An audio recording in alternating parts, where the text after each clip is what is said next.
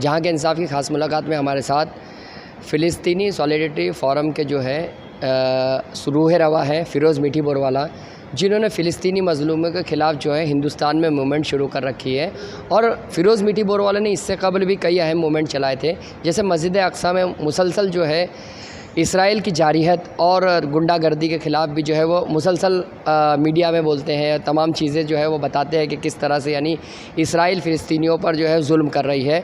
और इसराइल से जो है हिंदुस्तान ने भी काफ़ी कुछ सीखा है, ये आरोप जो है फ़िरोज़ मीठी बोरवाला ने लगाया है। तो जानते हैं फ़िरोज़ मीठी बोरवाला क्या कहते हैं इस तमाम चीज़ों पर।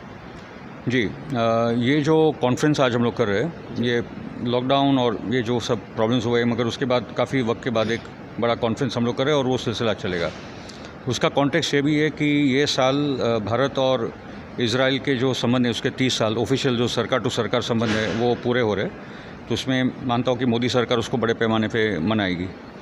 मगर और एक परंपरा है और मैं मानता हूँ कि वो हमारी असली परंपरा है, वो फ़िलिस्तीन को सपोर्ट करने वाली, जो लगातार 1917 वर्ल्ड वॉर 1 के बाद बाल्फोर डिक्लेरेशन टाइम से अभी तक उसके 105 साल की परंपरा है, जो हमारी आज़ादी के आंदोलन से जुड़ी है, जो देश की असली परंपरा है। उसी कॉन्टेक्स्ट में आज एक कॉन्फ्रेंस हो रहा है। दूसरा है कि पिछले 5 सालों में इसराइल का दमन बहुत ही बढ़ रहा है और जो काफ़ी खतरा दिख रहा है कि जो नारा यहाँ देश पे गूंजा है, जिसका हम लोगों ने परिणाम देखा है, मंदिर वहीं बनाएंगे, उसी प्रकार से मस्जिद अल अक्सा और कुबतु सकरा को गिराना, वहाँ थर्ड टेम्पल ऑफ सोलोमन बनाना, वो वहाँ का भी एजेंडा है।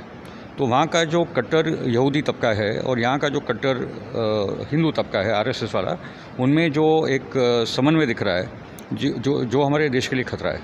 और उसमें दो बातें हैं, एक तो मंदिर मस्जिद की पॉलिटिक्स जो हमारे देश में चल रही है, और जो बुलडोज़र पॉलिटिक्स। बुलडोज़र पहले गरीबों पे चलती थी, वो एक वर्ग का सवाल था, बस्तियों को उजाड़ना वगैरह वगैरह। मगर इजराइल में जो बुलडोज़र चलते थे, अगर लोगों ने रेजिस्ट किया ऑक्यूपेशन के ख़िलाफ़, इजराइल के राज के ख़िलाफ़, तो उसके ख़िलाफ़ बुलडोज़र उनको घरों को उजाड़ देना, उनके खेतों को उजाड़ देना, वो बुलडोज़र वहाँ वैसा चलता था। तो यहाँ भी वही हो रहा है कि अगर आपने सरकार के ख़िलाफ़ आवाज़ उठाई, सरकार के दमन को रेजिस्ट किया सीए के एनआरसी के टाइम पे, तो उस किस्म के बुलडोज़र आपके घर पे चलेंगे। तो वो पूरा इजरायली तरीका है और उसको उन्होंने नाम दिया कलेक्टिव पनिशमेंट, वो हो रहा है। उसके साथ कुछ और हो रहा है कि एक तो रशिया यूक्रेन नेटो के वॉर के बाद दुनिया में एक परिवर्तन आ रहा है। जी। वेस्टर्न ब्लॉक कोलैप्स हो रहा है, नेटो, यूरोप और अमेरिका जो 15% है दुनिया का, वो कोलैप्स हो रहा है। और इजराइल ने अपने आप को अमेरिका के साथ स्पष्ट रूप से जोड़ दिया है। तो जहाँ अमेरिका का गिरावट होगा वहाँ इजराइल का भी गिरावट होगा। और रशिया, चाइना जो एशियन कंट्रीज़ है, और ख़ास करके Iran, Syria, Lebanon, Yemen, Palestine, ये जो कंट्रीज़ साम्राज्यवाद के ख़िलाफ़, ज़ायनिज़्म के ख़िलाफ़, कॉलोनिज़म के ख़िलाफ़ इतने सदियों से संघर्ष कर रहा है, अभी उनका वक्त आ रहा है। तो मैं मानता हूँ कि अभी जो बड़ा खतरा है, जो भारत को तो समझना होगा कि एक तो अलग सा मस्जिद को अगर इजराइल ने टारगेट करके गिरा दिया, तो वो वर्ल्ड वॉर 3 तो भड़केगा वहाँ से। वर्ल्ड वॉर 1 और 2 दोनों यूरोप से शुरुआत हुए थे। वर्ल्ड वॉर 3 भी अभी शुरू हो चुकी है यूक्रेन और रशिया के कॉन्टेक्स्ट में। अमेरिका उसको और फैलाना चाहता है सेंट्रल एशिया और दूसरे कंट्रीज़ में। और इजराइल में जो मैं कट्टरवाद देख रहा हूँ, जो शिरीन अबू अक्ले के टाइम पे भी उसके जनाजे पे भी उन्होंने हमला किया, तो वो एक एरोगेंस ऑफ पावर है, और जो एरोगेंस ऑफ पावर आपको अंदर कर देता है। और उसी में अगर वो लोगों ने मस्जिद अक्सा को गिरा दिया, तो मैं तो मानता हूँ कि उसके बाद वर्ल्ड वॉर 3 को कोई नहीं रख सकता। उस कॉन्टेक्स्ट में भारत के लोग, चाहे वो हिंदू या मुसलमान, हमको ये देखना चाहिए कि हमारी सरकार कोई एक पक्ष में ना जाए, हम लोग न्यूट्रल है और ये वर्ल्ड वॉर से बचकर है। वो बात थी।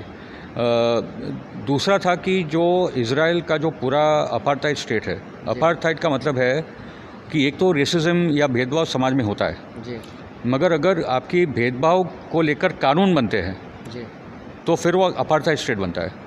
ओके, जैसे हमारे समाज में दलितों के खिलाफ भेदभाव होता है कि मंदिर में मत प्रवेश करो या उनको कुएं से मत पानी दो, मगर उसके कानून अभी हमारे देश में उसके किस्म के नहीं, उसके कानून उसके विरोध में। ओके, बाप रे, सॉरी, उसके कानून। तो इसलिए कि हमारा कंट्री एक डेमोक्रेटिक स्टेट है, मगर इजराइल में जो कानून है वो भेदभाव वाले कि मतलब रास्ते भी अलग है, रहने की जगह भी अलग है, लैंड आप नहीं खरीद सकते, education system, access to water, ये सबके उनके कानून जूस के लिए और नॉन जूस के लिए अलग है। और बेत्सलेम करके जो एक इजरायली ह्यूमन राइट्स ग्रुप है, उन्होंने खुद बोला कि Israel is a full blown apartheid state. Amnesty international बोल चुका है, ह्यूमन राइट्स वॉच बोल चुका है। तो इजराइल एक अपार्थाइड स्टेट है, अभी वो तो आम बात हो चुकी है। ओके, और इजराइल का जो पूरा अपार्थाइड सिस्टम है उसको हमारे देश में और लोगों को समझाना, नौजवानों को समझाना, क्योंकि उनको लग रहा है कि इजराइल डेमोक्रेटिक स्टेट है। एक तो डेमोक्रेटिक स्टेट नहीं, एक जूइश फैसिस्ट स्टेट है। जैसे यहाँ मतलब मैं तो बोलता हूँ कि जहाँ धार्मिक स्टेट इंटॉलरेंट हो जाते हैं तो वे किस से फैसिस्ट स्टेट बन जाते हैं। वो इस्लामिक फैशन भी हो सकता है, क्रिश्चियन भी हो सकता है, हिंदू फैशन भी हो सकता है, वैसे जूइश फैसिज्म है। तो इजराइल स्टेट को समझाना कि एक्चुअली वो है क्या, और उसके साथ एक बहुत बड़ा भ्रम खत्म करना कि इजराइल बहुत बड़ा मिलिट्री पावर है। इजराइल सन 2000 में लेबनान से हार के निकल चुका था। 2006 में उन्होंने वापस लेबनान पर हमला किया, वापस वो हारे। इजराइल अभी मिलिट्री पावर रहा नहीं है। वो निहत्ते बच्चों को और औरतों को मार सकता है, मगर 1 to 1 अगर वो उतरता है जंग के मैदान में तो वो कुछ काम का नहीं है। उसके पास अमेरिका के एडवांस वेपन्स है, छोटे छोटे देशों को हमला करता है। बट अभी ये क्लियर कट एक वक्त आ रहा है, क्योंकि एहूद बाराक जो एक्स प्राइम मिनिस्टर और बेनी गांज जो डिफेंस मिनिस्टर, ये दोनों बोल चुके कि इजराइल जो पहले भी था वो 80 साल के लिए था, and we are entering the 8th decade. तो एक तो इजराइल के अंदर ही बहुत बड़ा क्राइसिस है कट्टरवाद का। पॉलिटिकल सिस्टम पूरी डिवाइडेड है, कट्टरवाद फैल रहा है, बहुत बंद दिमाग के लोग अभी इजराइल को चला रहे हैं। और दूसरा है कि जो रेजिस्टेंस एक्सेस है, Yemen, Iran, Iraq, Syria, Lebanon और पैलेस्टाइन, वो पहले से बहुत मजबूत है। ईरान और सऊदी के बीच में बातचीत चालू है, वहीं कहीं ना कहीं उसका भी हल आने वाला है। सऊदी यूएई भी अमेरिका के साथ गई नहीं सैंक्शंस पर, मतलब अभी मिडल ईस्ट में भी ताकत आ रही है रशिया से दूर होना। तो दुनिया बदल रही है, ये रीजन बदल रहा है, और वो बदलते हुए रीजन में भारत के लोग और भारत की गवर्नमेंट को समझना चाहिए कि हमारे हित कहाँ है। जी, जैसे कि आपने कहा है कि इसराइल नवाज़ जो है वो हिंदुस्तान होते जा रहा है। भारत की जो पॉलिसी है इसराइल के साथ में मिलकर ही हो रही है। फ़िलिस्तीन नवाज़ पहले था गांधी जी के दौर में, नेहरू जी के दौर में, और राजीव गांधी तक था उसके बाद से।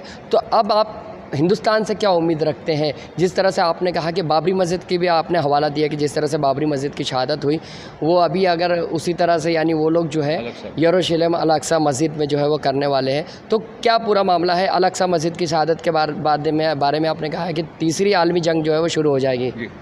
बात ऐसी है कि उसमें समझना होगा जूइश ज़ायनिज़्म और क्रिश्चियन ज़ायनिज़्म। क्रिश्चियन ज़ायनिज़्म एक्चुअली पहले आया, बाद में जूइश ज़ायनिज़्म होता है। और ज़ायनिज़्म है क्या? Zionism is the movement of a minority of European Ashkenazi Jews to create a homeland in Palestine। जिसका मतलब है कि यूरोप में जूस का एक क्राइसिस था, उसमें से यूरोपियन जूस ने एक रास्ता निकाला कि हम लोग यूरोप में इन लोग के साथ जी नहीं सकते, हमको और एक जगह चाहिए, और उसमें से वो लोग पैलेस्टाइन, क्योंकि उनका मानना है कि बाइबल ने दे दिया था। तो वो है ज़ायनिज़म। क्रिश्चियन ज़ायनिज़म में भी 19वीं सदी में एक क्राइसिस थी कि हमारा second coming of the Christ क्यों नहीं हो रहा है। तो उनमें से लगा कि जब तक कुछ बिब्लिकल प्रोफेसीज़, इजराइल का बसना, जूस का वापस सबको जाना, वहाँ टेम्पल ऑफ सोलन बनना, एंटी क्राइस्ट आना, उसके बाद जीसस क्राइस्ट आना, ये सब क्रिश्चियन ज़ायनिज़्म है। तो जूइश ज़ायनिज़्म और क्रिश्चियन ज़ायनिज़्म जो दूसरे को नफरत करते हैं, मगर वो इस्लाम और मुसलमान के खिलाफ एक हो जाते हैं। मगर मेन स्ट्रीम क्रिश्चियनिटी में अभी ज़ायनिज़्म के खिलाफ और क्रिश्चियन ज़ायनिज़्म के खिलाफ माहौल है, इसलिए पैलेस्टाइन के अंदर क्रिश्चियंस और मुस्लिम्स एक साथ मिलकर कर रहे हैं। क्योंकि खतरा सिर्फ मस्जिद अक्सा को नहीं है, वो चर्च ऑफ द होली सेपल्कर को भी है, जहाँ जीसस क्राइस्ट का रेजरेक्शन, क्रूसिफिक्शन हुआ है। बर्थ प्लेस नैज़रेत में भी है, बेथलेहम में भी है, सब जगह खतरा है क्रिश्चियन साइट्स को और इस्लामिक साइट्स को। और जो समझदार जूज़ है वर्ल्ड वाइड, वो अभी समझते जा रहे हैं। इनफैक्ट अमेरिका में तो एक बड़ा माहौल नौजवानों में है एंटी इजराइल, क्योंकि वो देख रहे कि कितना वायलेंट और कितना नाजी इजराइल बन चुका है। Okay, so the point is के ये धार्मिक क्राइसिस को भी समझना, और उसके साथ जो लोग समझते थे कि इराक पे अमेरिका ने इसलिए हमला किया था कि वो तेल था, अरे तेल तो था ही, मगर इसलिए भी हमला किया था क्योंकि इजराइल की सुरक्षा का भी सवाल था। और इजराइल का सुरक्षा का सवाल नहीं, इजराइल का एक्सपेंशन का सवाल है। इजराइल का जो ग्रेटर इजराइल का एजेंडा है, from the Nile in Egypt to Euphrates in Iraq, वो उनका एजेंडा है। इसलिए 9/11 के बाद उन्होंने 7 कंट्रीज़ का एक लिस्ट बना दिया था। Iraq, Lebanon, Syria, Sudan, Iran, Iraq वगैरह वगैरह, ये सब, सोमालिया, ये सब 7 कंट्रीज़ को उनको निपटाना था। वो फेल हो चुके, उनको 5 साल निपटाना था। आज वो देखो 9/11 के बाद जब दिख रहा था कि वो पूरी दुनिया पे राज करेगा, आज आप 20 साल बाद देखो कि अमेरिका अफ़गानिस्तान से भाग रहा है, इराक से भाग रहा है, यूक्रेन में हार रहा है। डॉलर को कम्पीट करने के लिए युआन और रूबल खड़े हो चुके हैं। दूसरे नेशनल करेंसीज बोल रहे कि हमको अभी डॉलर में ट्रेड नहीं करना है। तो जो डॉलर और करेंसी का इम्पीरियलिज्म था वो कोलैप्स हो रहा है। और जो वेस्टर्न पॉलिटिकल इंस्टीट्यूशंस जो बने थे, जो एक तरफा थे, तो अभी नए पॉलिटिकल और इकोनॉमिक स्ट्रक्चर्स खड़े हो रहे हैं जो नॉन वेस्टर्न हो गए और जो असली में ग्लोबल होंगे।